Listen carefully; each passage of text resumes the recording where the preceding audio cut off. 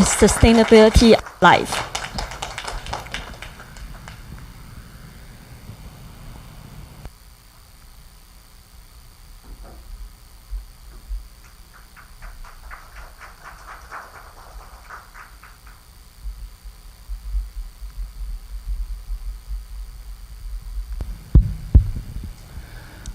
Good morning, everybody. Well, this is my second time this year come to Shila Temple. The last time is in January. Okay. Today, I'm going to talk the topic, the viewpoint of sustainability of life, on a way of transcending and coping with death from the Buddhist perspective. Do you afraid of death? No. Okay, good. But do you know how to die peacefully, gracefully, and elegantly? Well, that's two different questions. Well, not fear of death and how to die is two different levels, okay? At first I try to present some frequent asked question concerning the issue of life and death, and then I will share with you my teaching and study and research experience. So the first, I put into three categories. The first one, with regard to the facing of aging, illness, and death. Well, all those questions came to me through my lecturing and the teaching with the student and audience all around the world. So when faced with the impending death of a loved one, so how should family members prepare so that both they and the soon to be departed can peacefully endure the journey? It's very practical. It's a very practical question.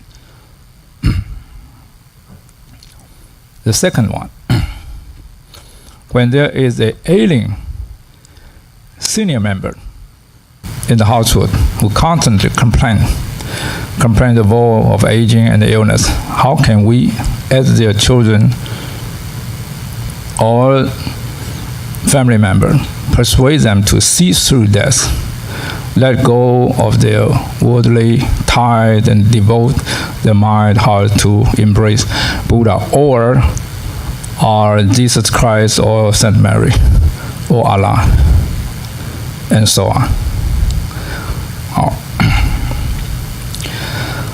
Then the question is, I have once heard your comment and my comment. The most difficult part of aging and dying is not death itself, but the wait and unable to die. Well, fortunately and unfortunately, the ancient people, they didn't have this kind of situation because in ancient time, the medical science was not so advanced. So you don't have to wait. When you you will die when you're going to die. But nowadays, thanks to the advancement of the medical science and technology, your children or your family member may want to live longer or stay longer in the world. So they will ask the doctor, the physician, to use a lot of medical intervention to make you unable to die. Okay, then how could Buddhism transcend and alleviate this kind of suffering? Okay, the second category is regarding the origin of life and the meaning of reincarnation. So, how many of you believe in next life? Okay. If human is part of reincarnation, then where is the origin of human? Namely, how the human come into being? Well, that question is from prehistorical time until now. What is being free of the cycle of life? What is it like? So how could one be free of the cycle? So what happened after transcending and liberating from samsara? Well, that's from Buddhist point of view. Okay, if you can practice and attain the state of arahant, then you can be free from the cycle of life and death. But to be a bodhisattva, the goal is not to free from the life, the cycle of life and death, but vow to come back to this world. So if life has no origin, well, it's from Buddhist point of view, so why speak of the arising and perishing out of a condition? The dependent origination. So if everyone undergoes reincarnation, so who control and manage samsara? And what is the origin of that? Okay, from Buddhist point of view, it's no origin, no beginning and no ending. And no governor or supreme being to control. If you want to say there must be something, then that is your karma. But your karma is created by yourself, or it's a causality. The cause produce effect, and effect may transfer into another cause, and then it's a chain. But out of the causality, there's another very important point: is your will. It's your will, your understanding, and your aspiration can change the course of your life. So that, of course, the old karma may have influence on you, but you can produce new karma, or good karma, to counteract the bad karma. So where and how was the sweet period of the sweet life, past, present, and future? The life view of samsara summed up. So when did the view of reincarnation come about, or how was it formulated?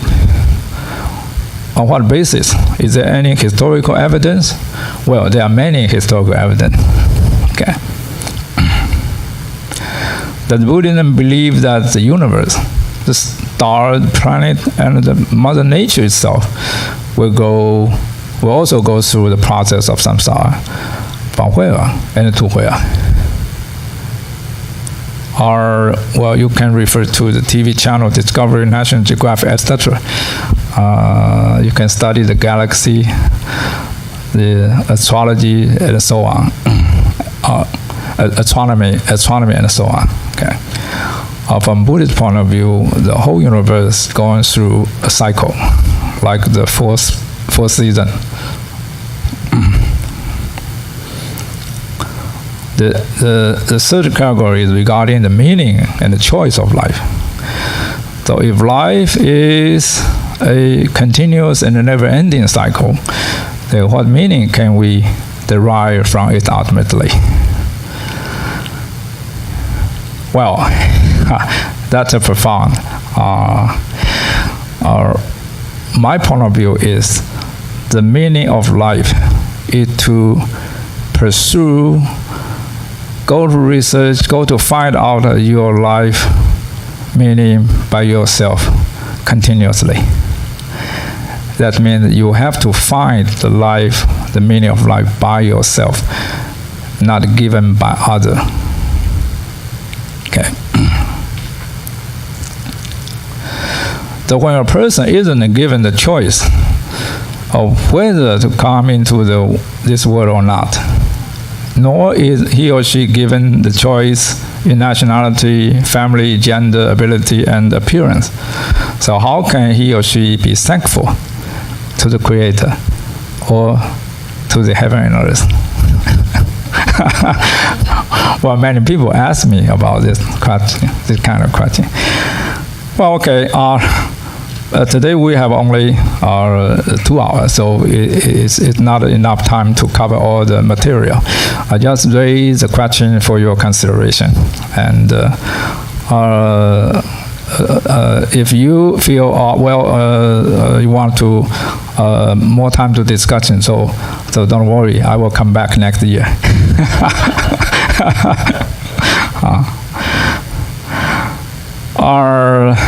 So what is life and death study all about?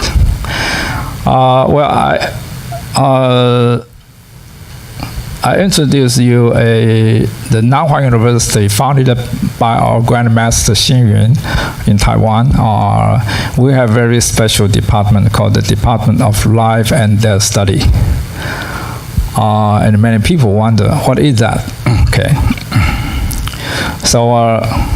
So would you please use a few words, concisely describe the subject matter of the so-called modern life and death study? Okay. So yes, sure, yes, okay. Life, aging, illness, and death are all natural phenomena in human life. Life and death are the two sides of a coin of our life.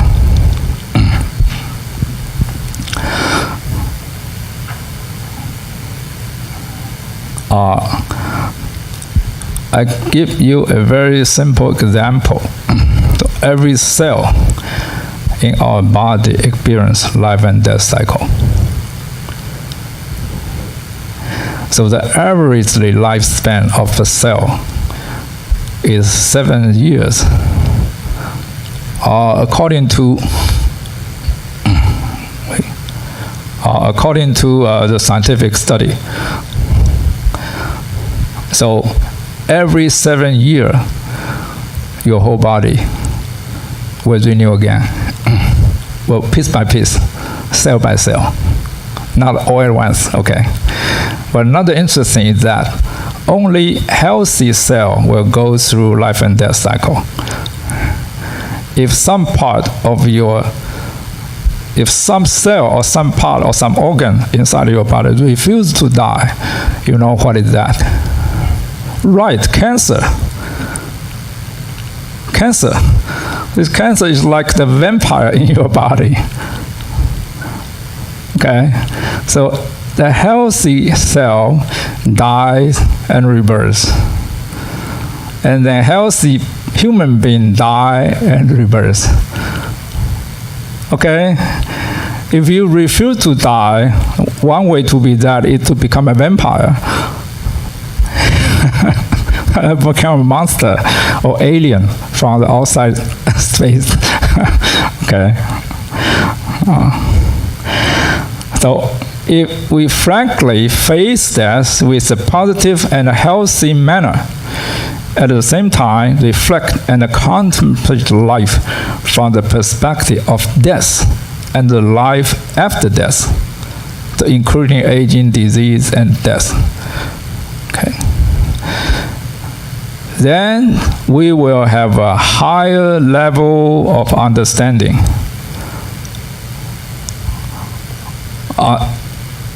Understanding, experience, and realization about life.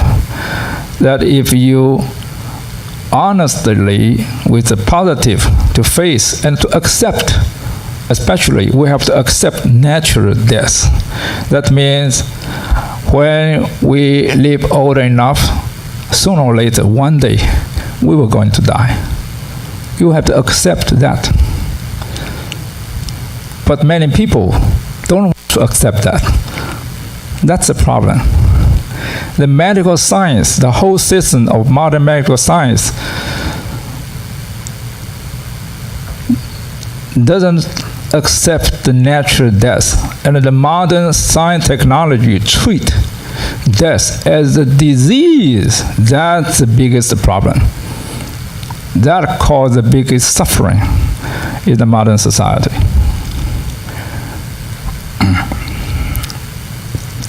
So therefore, not only are we more able to review and demonstrate the meaning of and value of life, but also more able to take care of the old, attend the sick, and calm the dying, to fulfill the quality and the dignity of both life and death.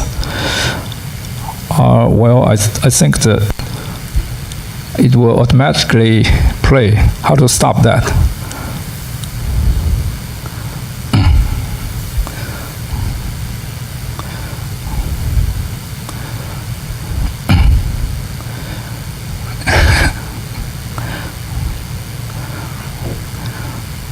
它会自动播放，奇怪啊。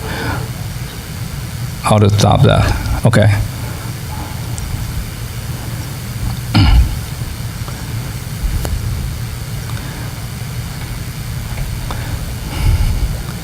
它自动播放。有，它就自动播放。它会自动播放。我没有按，它就自动放下一张。能不能把它停下来？啊？我没有按什么东西。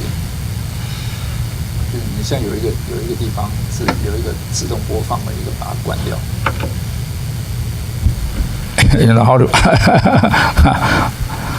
Well, it will like the slide play automatically.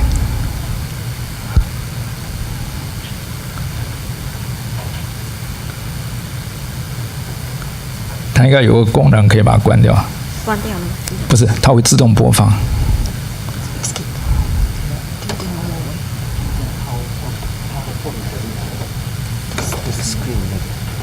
它变成 slide show， 不要 slide show。对，不要 slide show。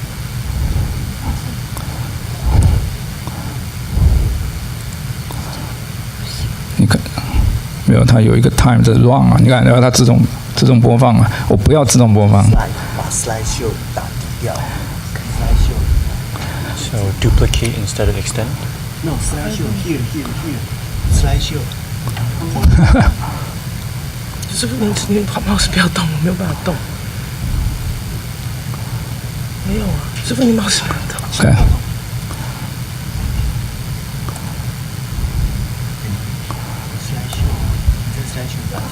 你手左看。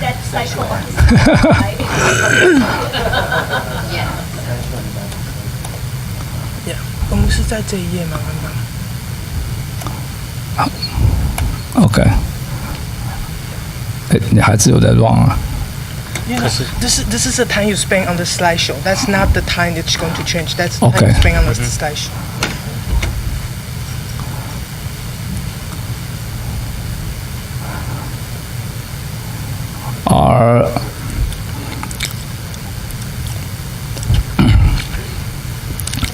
So the purpose for us to study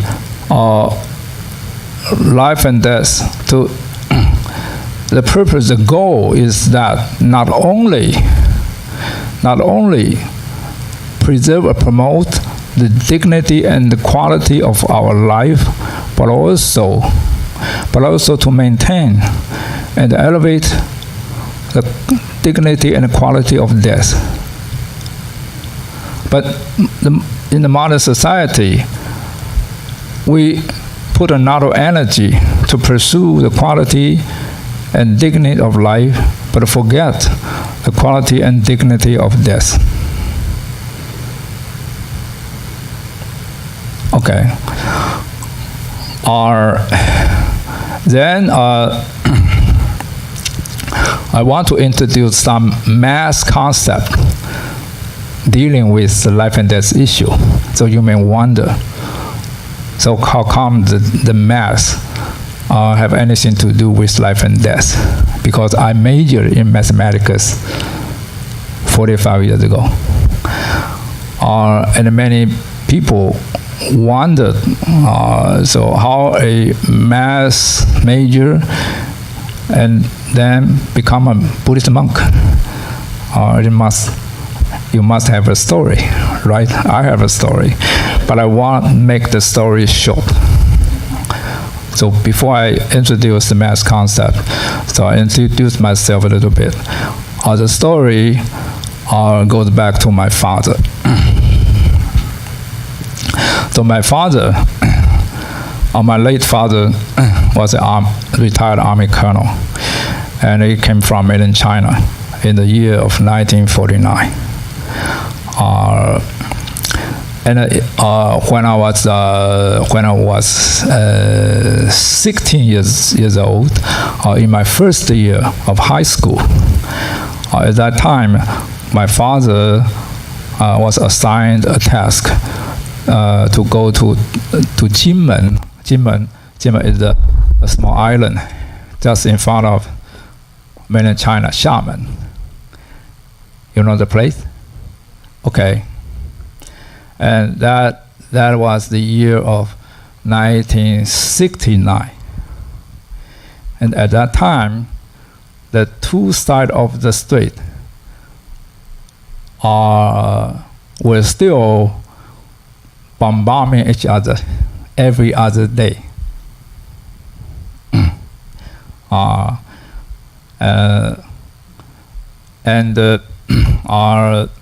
So that most of the soldiers they were living in the tunnel. You know the tunnel, tunnel, or inside the mountain, and that was very humid. And the task of my father to stay 2 years in Jinmen was to train the Marine Corps, to train them the strategy and the strategy of the intelligence collection. And after the 2-year job finished, back to Taiwan. But unfortunately, I got some problem inside his left leg. And then in my third year in the high school, that was the 1981, and there was a very big military maneuver. So my father went to inspect the maneuver and broke his leg, and was hospitalized for 5 years. So that I spent my college year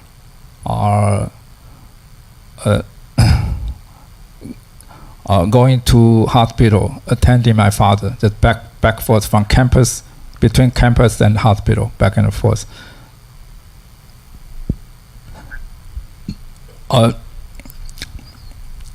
So I began to think about the meaning of life and the death. Well, at the beginning, to study math was my first choice. And at that time, as a teenager, I embraced a quite romantic and a fantastic idea to study math, because from ancient time through medieval to modern time, all the mathematicians, the scientists, they all believe that the whole universe is a structure, is a mathematical structure. So if you want to know the mystery, and you want to solve the mystery of the universe, you got to know the mathematical language.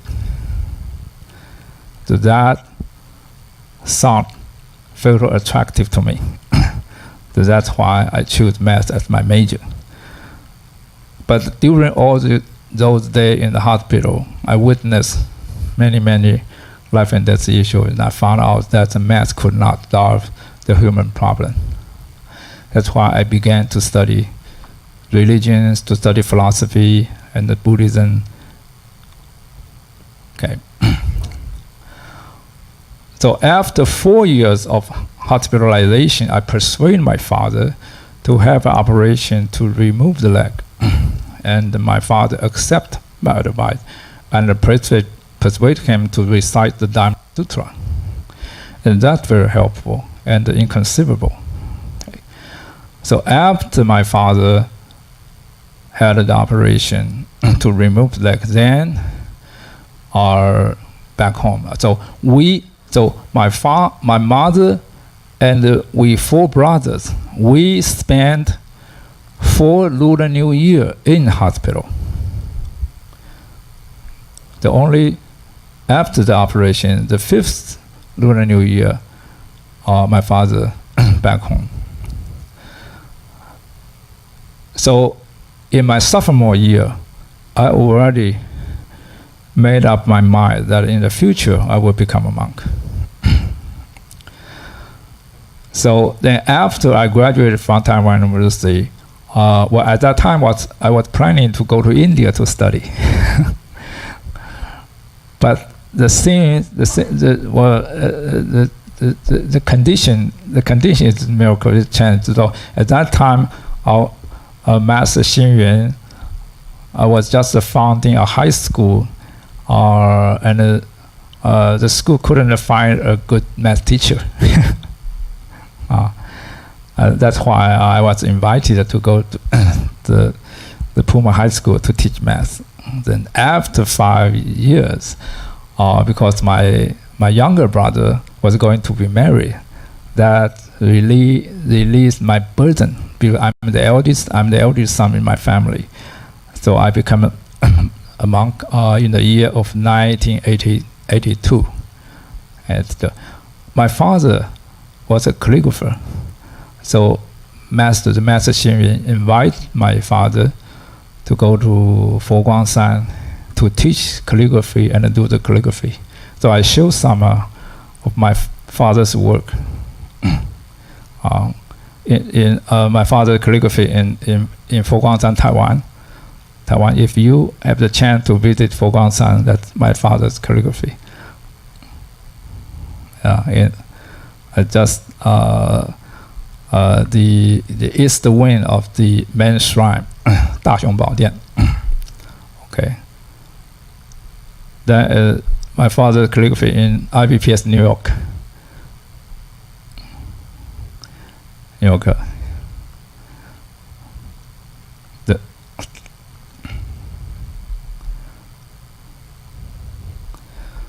The 10 characters of Guang. And then is my father's calligraphy in the dining hall of our Sila temple.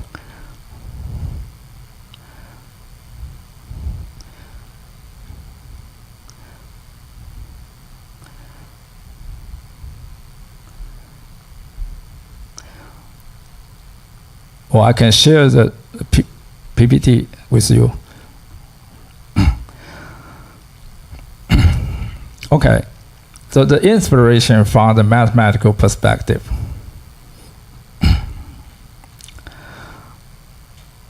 I don't know if you remember that in elementary school, there's no such question as 1 minus 2, no solution in the elementary school. You remember that? Okay, and you go to high school, okay. Okay, and in the integer numbers system, the 4 divided by 3 has no solution. And in the rational number, the square root of 8 has no solution. Okay.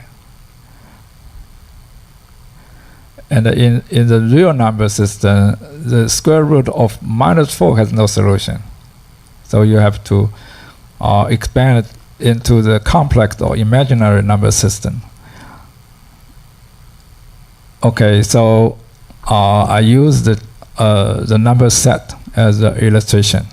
So in the natural numbers system, is smaller, and then we have to expand it into integer number, and a rational number, and a real number, and a complex number, and then to vector space, 2 dimensions, 3 dimensions, 4 dimensions, so that you can solve more difficult problem or equation. So mathematically speaking, from the scope of a specific number set, or we call domain, so problems that cannot be solved in a system of natural number could be solved in a system of integer number. The unsolvable problem in integer number could be solved by using the set of rational number, and so on. Also, unsolvable formula or equation in rational number could be solved by using a set of real number, and so on, to complex number, to vector space. So, in any narrowly defined set or domain, formula or equation that cannot be solved within a narrow number system could be readily resolved when an upgrade, expand to a larger scope or higher level of set or domain. So whenever a formula or problem appear to be unsolvable, it is often not the solvability of the problem at hand is in question, but rather the domain given is too narrow. Okay, it is similar in the human life. The problem concerning life and death that appear to have no answer at a lower level of thought and reasoning could very well be examined, understood, and resolved if a higher level or broader domain of thought is taken into account.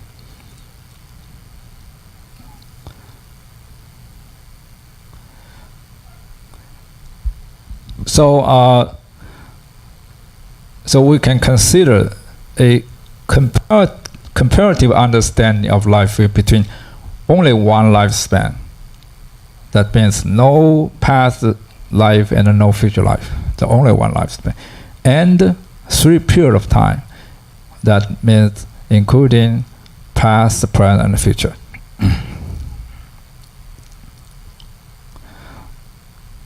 So suppose there's only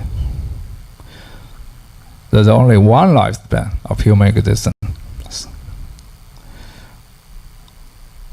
So supposing there's only one life, the human life has only one lifespan, the finite existence, no past, no future. Then the end of existence will inevitably cause the termination of existence, the loss of value, and the vacuum of meaning.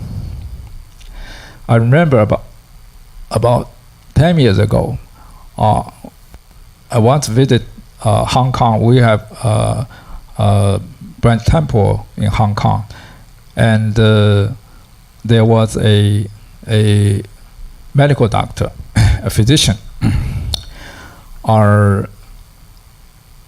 He visited the temple to ask the question about life and death and the life after death. And he said,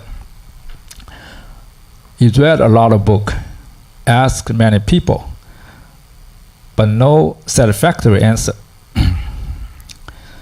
And we have a conversation, and I know what he concerned most about is that, what if, so whether whether it is a life after death, or then I ask him, if there is no life after death, what are you worrying about?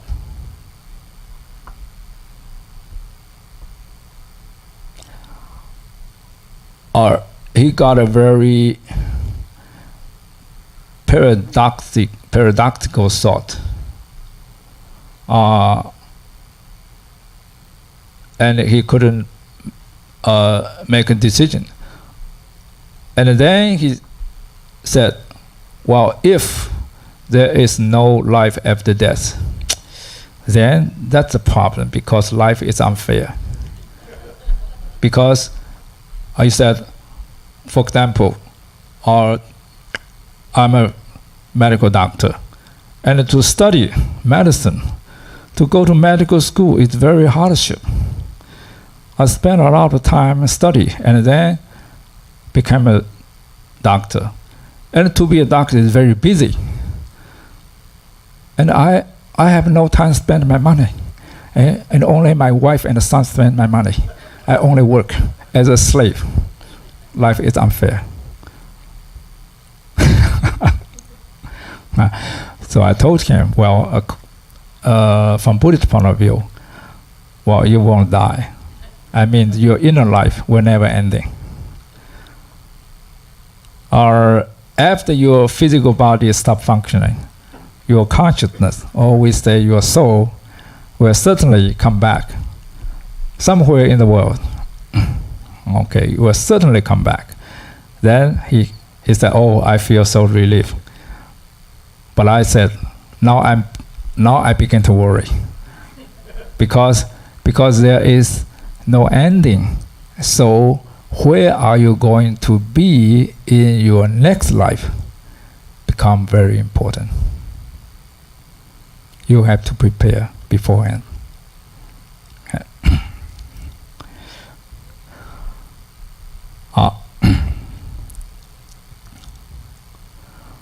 So if an individual human life happens and exists only once and more, and then to some people that may be a convenient escape or relief, but to most majority of us it would be a point where life ends as ash and smoke in a black hole.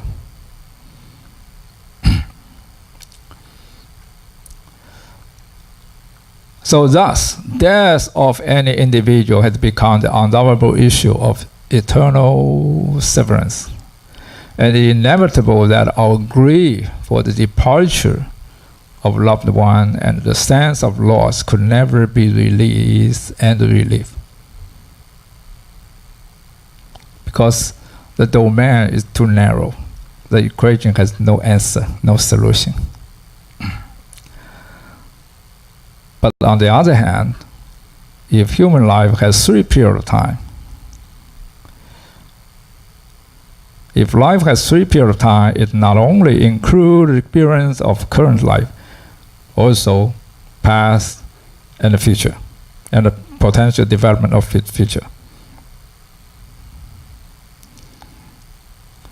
So from the life view of 3 periods of time, then the meaning of death make a radical change. So death is only a natural process and a phenomena that take a relative sense of temporary break of life, as well as the intermission and the pivot between the present life and the next.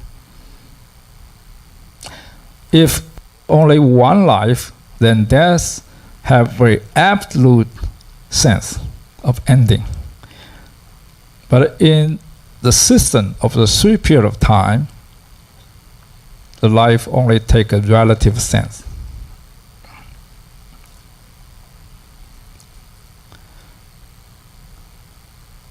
So in this way, the life are not just toward death, but toward successive ongoing life. So furthermore, death is not only a reset and checkpoint between this life and the next, but also a point of convergence and a concern and a connecting point between the two. It's a connect point.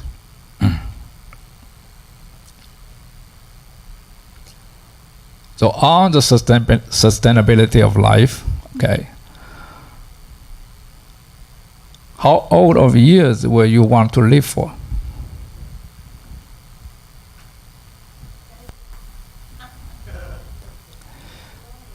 $80 years old? Not enough.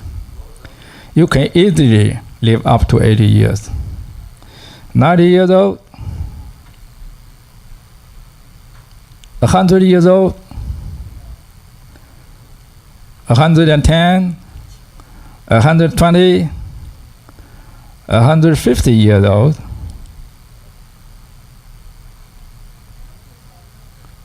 Well, according to an ancient Chinese text called the Inner Canon of the Yellow Emperor, 黄帝内经, the natural lifespan of a human being could be up to 150 years old. But how come most of the people couldn't live that longer? Well, according to the automobile engineering design, so your car, if you drive carefully, the mileage could make it to, we say, 300,000 miles. But very few people drive his car up to that mileage. Why? Because most people, the driving habit is not so good, and they not so patient to maintain the car, right? By the same token, our living habit is not so good, right? Yeah, of course we know what we should do and what we should not, but the knowing is one thing, the doing is another thing, right? You understand that? But that's enough. From Buddhist point of view, you can live to immeasurable life. 无量寿. Or if you go to Amita Buddha's Pure Land, you can enjoy immeasurable life.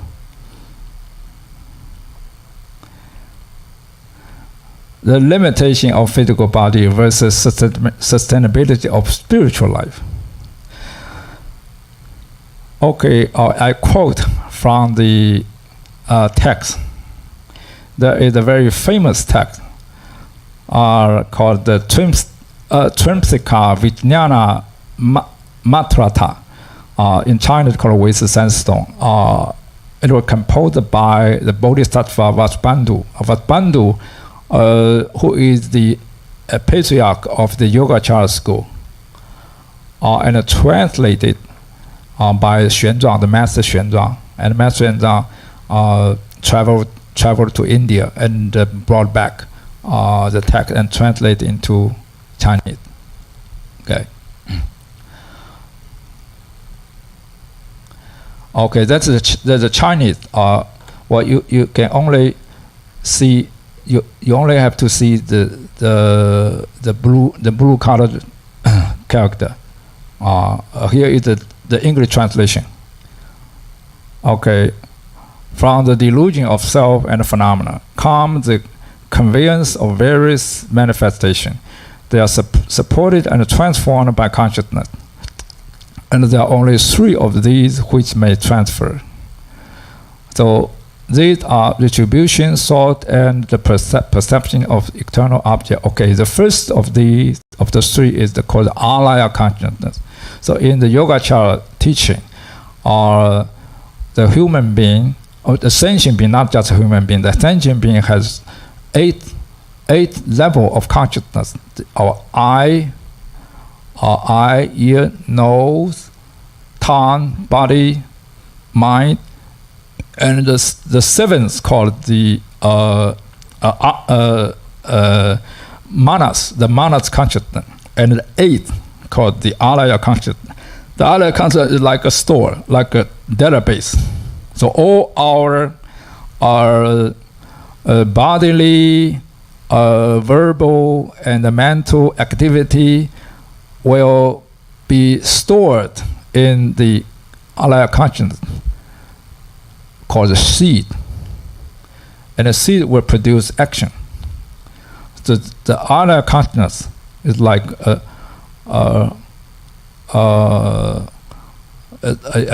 database, a database. or a reservoir, a dam, a water tank, which is distribution as well as all the seed.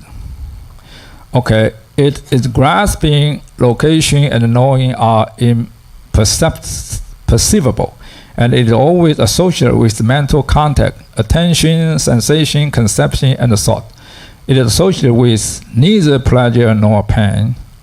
Then, okay, it is undefiled and morally indeterminate.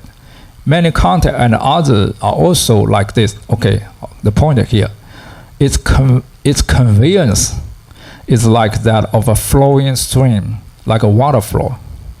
That means the alaya consciousness. The alaya consciousness is not a static. It's a static condition, not in a static condition. It's a dynamic condition. It's like the waterfall. And it is transcended and transformed in the state of an arahant. So that means before anyone could attain the state of arahant, one's consciousness, the alaya consciousness, will flow like a waterfall eternally, never ending. That means at the moment when our physical body stops functioning, that means death, your alaya consciousness and the mana consciousness still running as the waterfall. So in this sense, we will never die. So congratulations.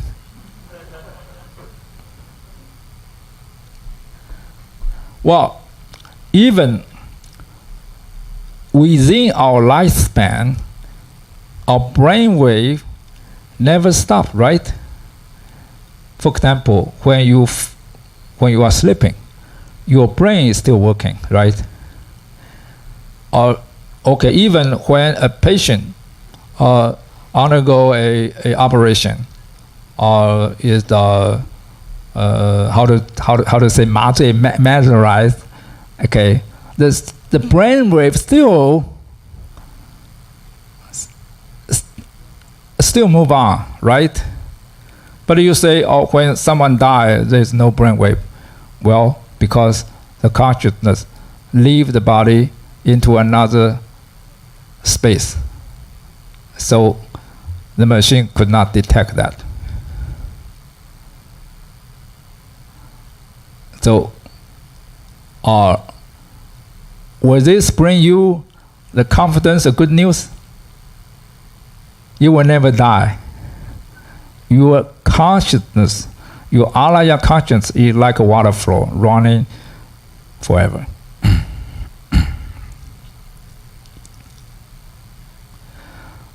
So death is by no means a terrible abyss, nor is the obstacle. It can make tired and the hardship of the life to be temporary rest, and then restart.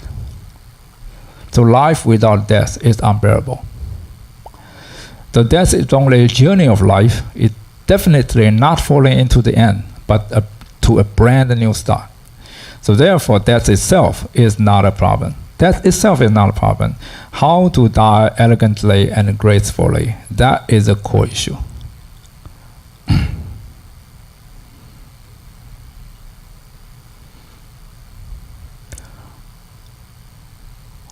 From a Buddhist point of view, to see the understanding and interpretation of process of life and death from Buddhist perspective, this is called the fourth state, the fourth being or fourth state. For the first one is called the birth state. Birth state means the beginning of a lifespan. Then is the living state. It's between life and death, the whole lifespan. And then is the death state. Dying state is the end to the end of your lifespan, and the intermediate state, that means between the end of this life and the beginning of the next life. So I use, okay, so So birth state of existence, the birth, the beginning of lifespan of the individual. Living state, the lifespan of the individual between birth and death, and dying state toward the moment of death, the ending of a lifespan, and then is the intermediate state. In Sanskrit called the Antarabhava, in Tibetan called the Bado, the intermediary period between death and next birth.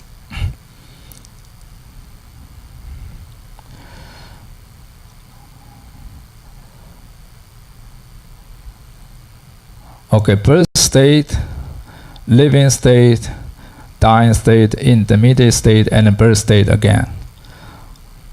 Well, the below is the 12 link, the 12 link of dependent origination. Because there's no space for the English, the English words, I put the Chinese, but I will explain. The first one, the first number one is called the ignorance, the avidya, ignorance, and the second one is called the formation, the drive, the formation force, the volition force.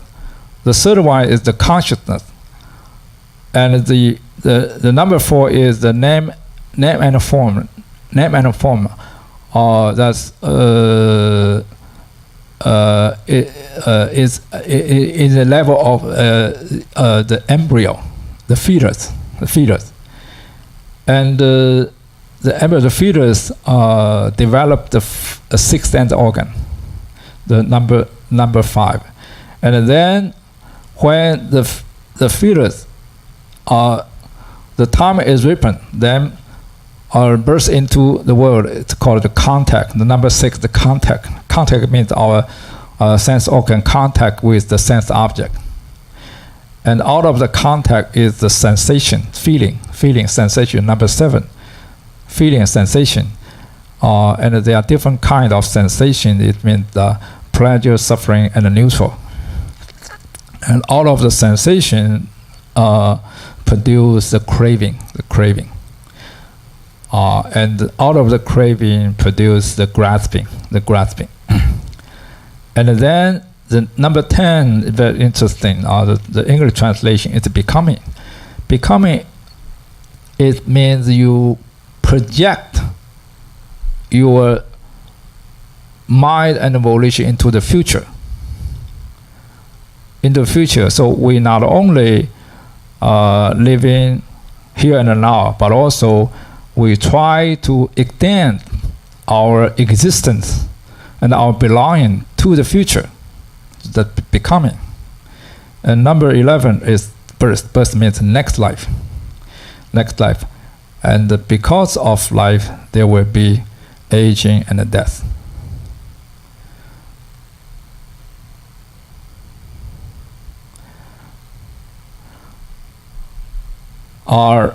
So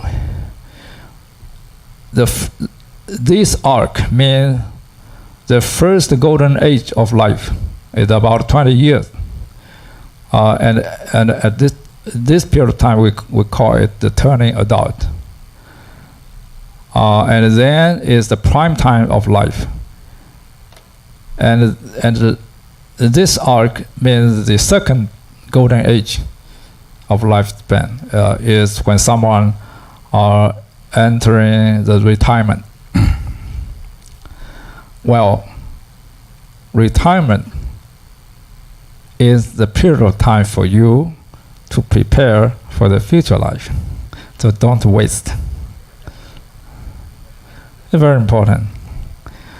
But unfortunately, many people misunderstand this period of time and waste their time and refuse to accept the natural death.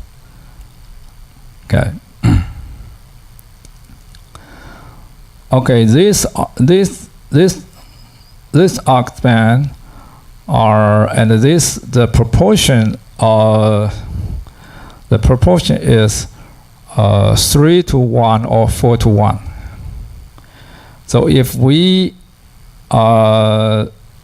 nowadays the average lifespan is around 80 years. 80 years. So here means the age of retire is around 65. 65. So this means, so here means the first part of your life up to here, about 60 to 65 years, all the karma or accumulation of karma of this period of time, to some extent, could project or sometime formulate your character or personality in your future life. Well, I don't mean it determines your future life. No, because Buddhism doesn't talk about fatalism, but it will certainly influence and formulate. But still, you can change by yourself.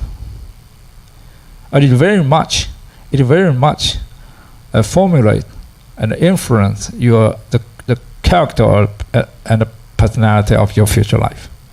But still, you have 15 to 20 years of time. You can make a modification.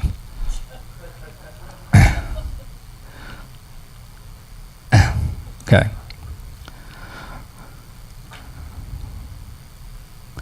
So reflection and affirmation on meaning of death, establishing a positive perspective on life and death. So, what is the cause of death? Okay, the three major causes. One is aging, the second is illness, and then it's misfortune. The significance of death is departure after break. Life without death is unbearable. The problem of death is whether one can go through life and death in peace with dignity. Well, you can do that, and if you prepare very well. On the carefree of life and death. The ultimate goal of life is coming and going elegantly and gracefully.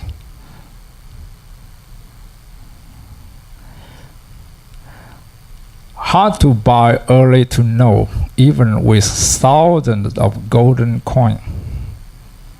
In Chinese, 千金难买早知道. It's very difficult. It's very difficult to buy the early to know beforehand, even with thousands of golden coins.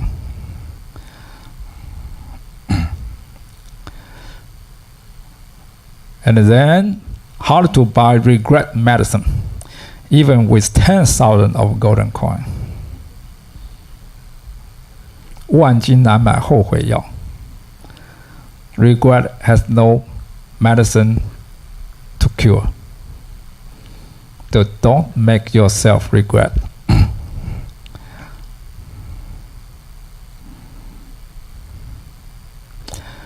One can never find in the world a feast that does not finish. A state that performance does not end. A school that has no graduation.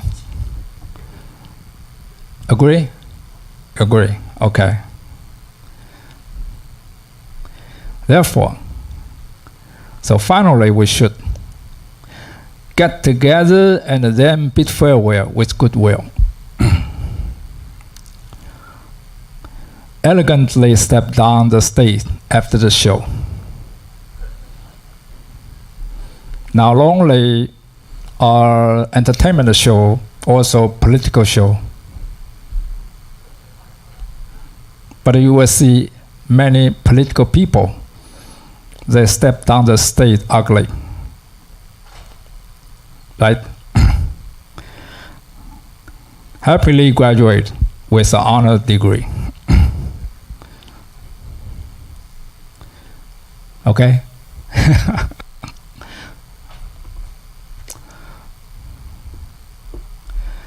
So you want to depart gracefully and elegantly.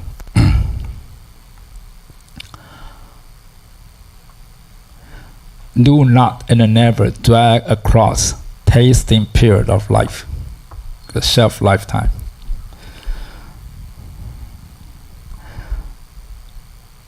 So when we live older and older and older, then our eyes are aging, right? You couldn't see clearly. Our ears are aging, couldn't hear clearly. Our arm and leg are aging, could walk or sit in a wheelchair. And our brain is aging. Not only the brain cell is aging, the software, the software, the version, the software, our thinking mode within our brain is too old.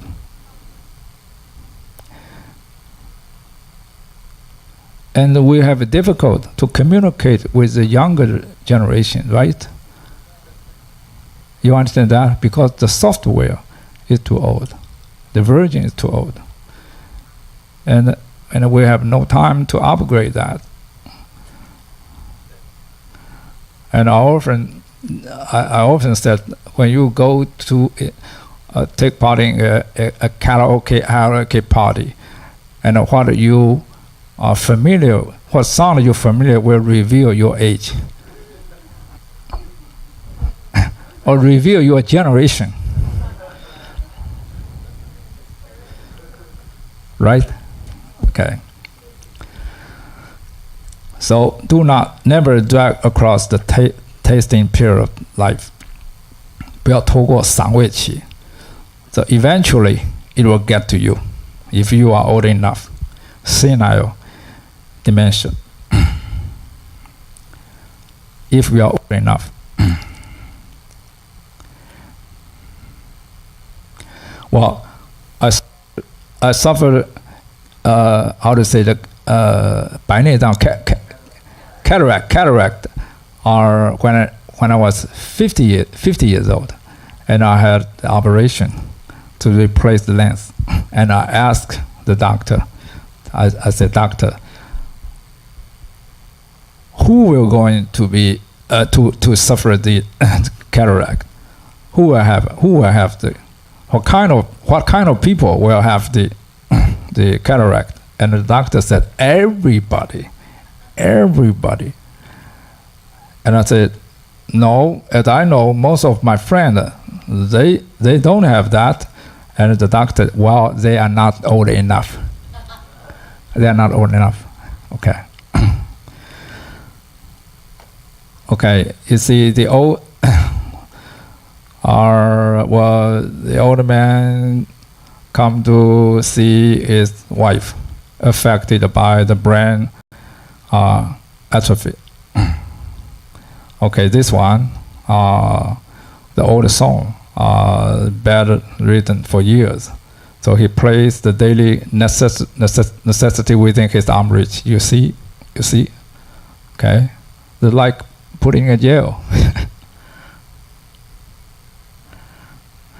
So do not and never turn into a extended life as a unable to graduate.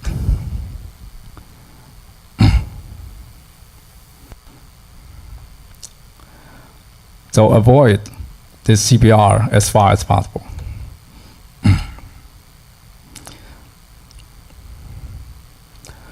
So the reality in ICU.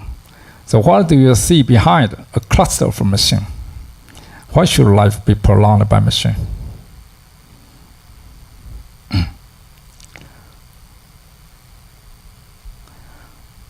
Or more than 10 years ago, at that time I was the chair of our Department of Life and Death, and I invited Professor Zhao Kesi and she is the pioneer of the hospice care in Taiwan. And she told that in one case, he took care of a patient, then the patient passed away, like this. And it took her 3.5 hours to remove all those tubes. And how many tubes? The patient had 37. 37. 37. So I ask you, when you are going to heaven or Pure Land, how many tubes you want to have? Not a single one, right? But unfortunately, the possibility or probability of not having a single one tube, I think, is about 1%.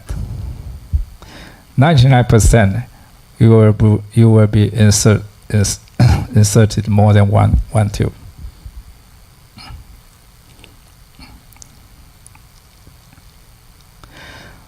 So be sure to keep the spiritual and the physical energy for the use of being reborn to the Pure Land or paradise or heaven.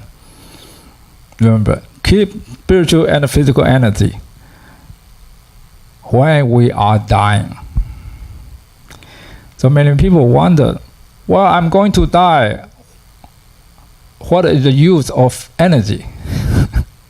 Well, you have to die consciously and with enough energy so that you can go to where you want to be. It's very important.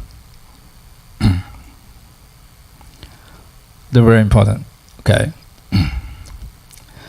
The ultimate homework of life: survival or seeking rebirth to Pure Land.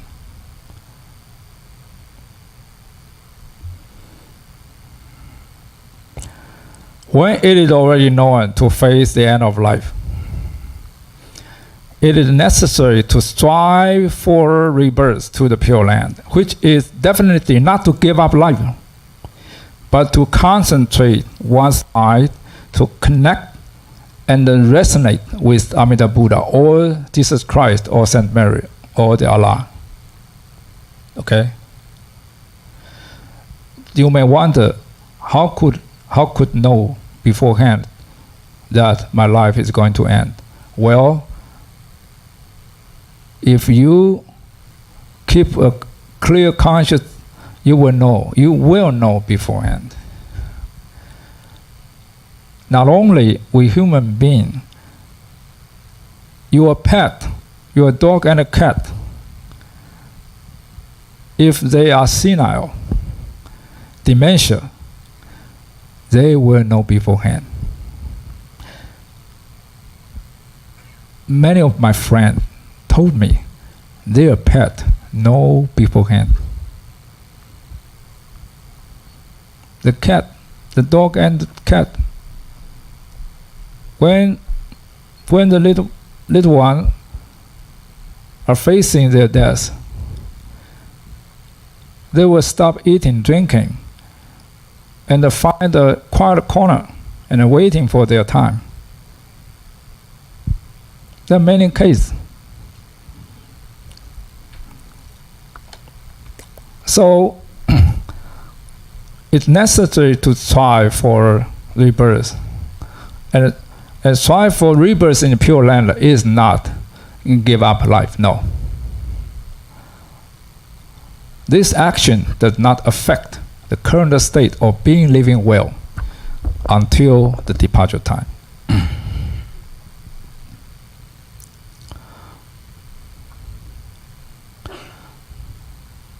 Otherwise, if one is ignorant of the reality and then blindly eager to survive and continually to suffer medical intervention, the result is that the spiritual and the physical and the strength will only be depleted thoroughly, and finally one will die very miserably.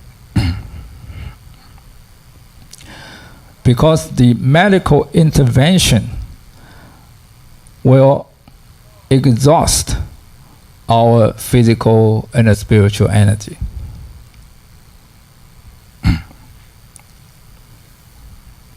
So remember, the real being born to Pure Land is an actual verb rather than an abstract noun. It's an actual verb, not only to Pure Land, but also to the heaven. Go to Jesus Christ, heaven, Saint Mary, the Allah, etc.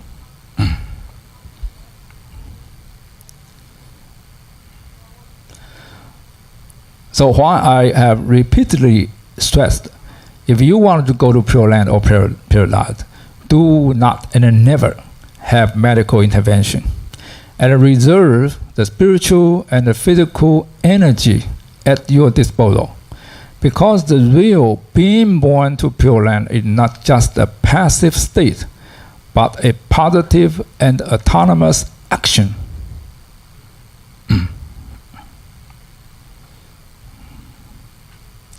So you must have enough kinetic energy, that is, the final spirit and strength, to support the completion of this endeavor. Go to Pure Land, to the heaven, etc.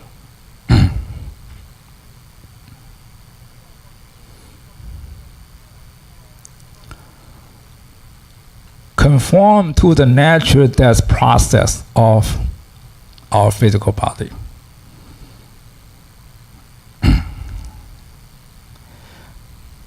So the natural death of the body, like the falling leaf and the melon down to the earth, will experience the period of natural withering. It's natural. It's natural.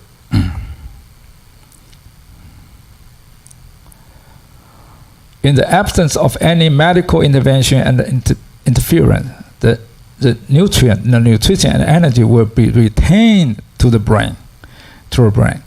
So the dying people will have the opportunity to maintain a clear consciousness and a mindfulness, and then easily and happily to go to Pure Land.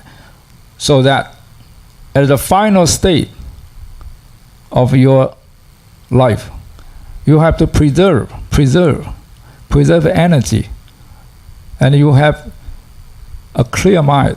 So you have to die consciously. It's very important. Do not lose the consciousness.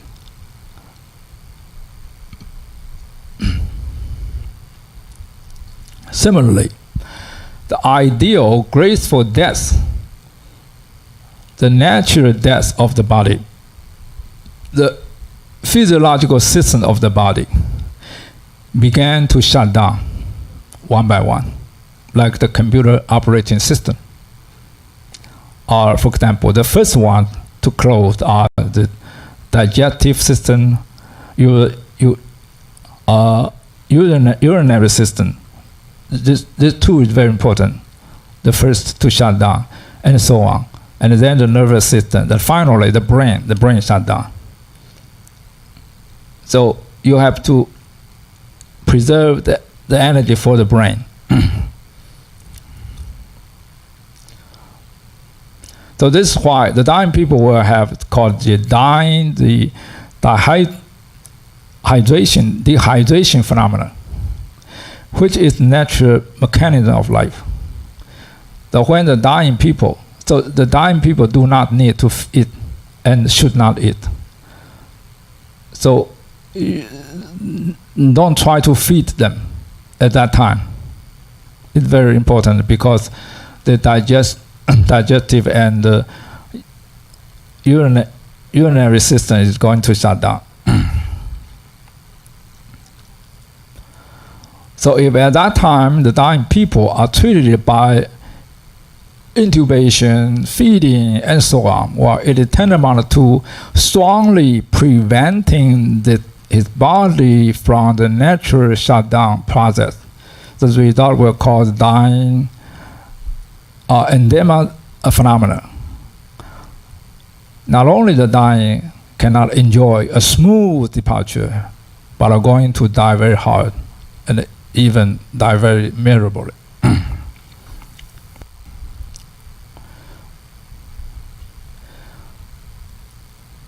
Both my parents, before they are passing away, well, in the hospital, the physician asked for inserting the gastric tube for them. My mother passed away in the year of 2012, November 24th.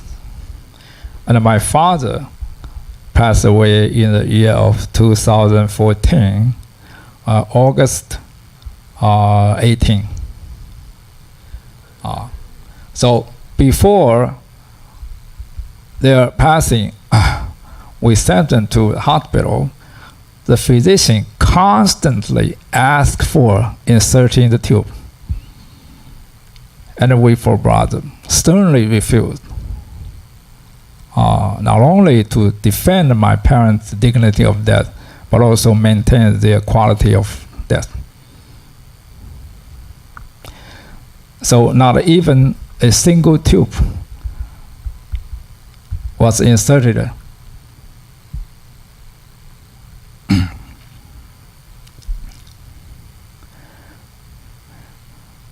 Anyone have the experience of the intubation? Anyone? Okay.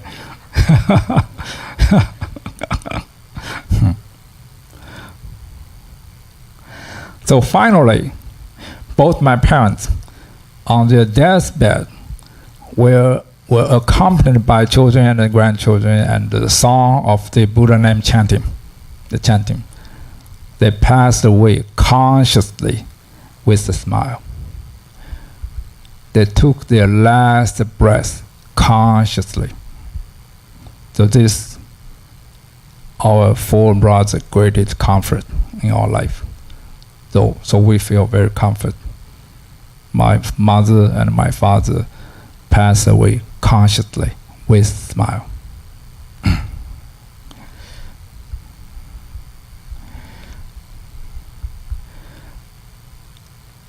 I give you an analogy. So when the computer is able to successfully boot and shut down, it must have enough power supply to operate. Right?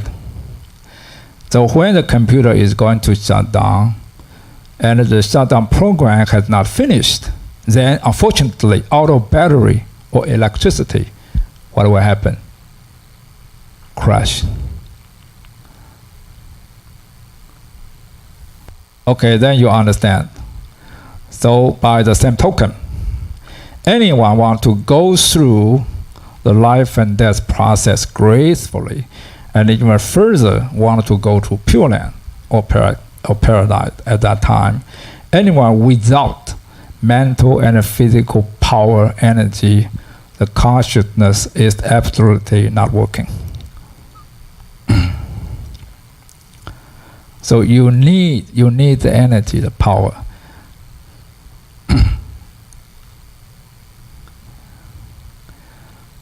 So Hui Kai again remind you earnestly, remember, do remember. And I want to encourage you that if you vow to go to Pure Land, so when the time is ready, the Amita Buddha and the Avalokiteshvara Bodhisattva, they will come to your household to receive you, to accept you, take you to the Pure Land. So you have to keep awake.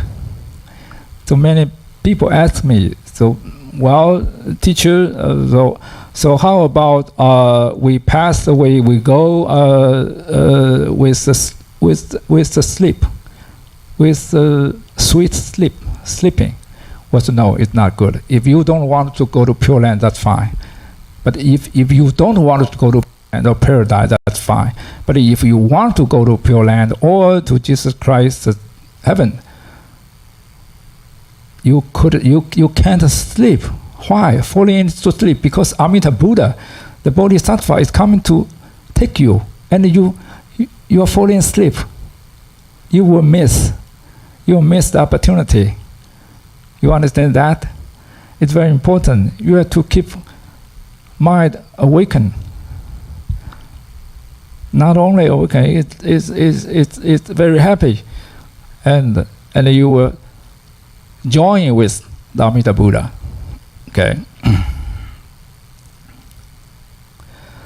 Sincerely embrace life, calmly face death, face aging and illness, and carefree to meet death, and continue to manage the next life.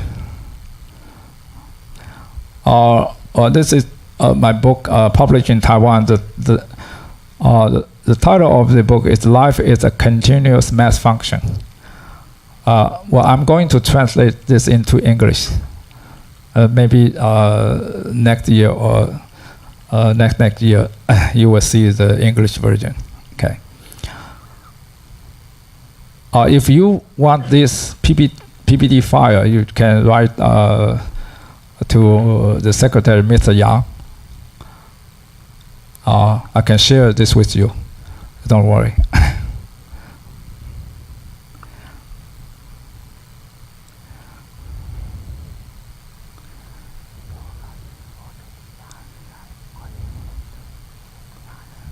Okay, it's very simple. The Gmail. Okay, and then is the Line and WeChat.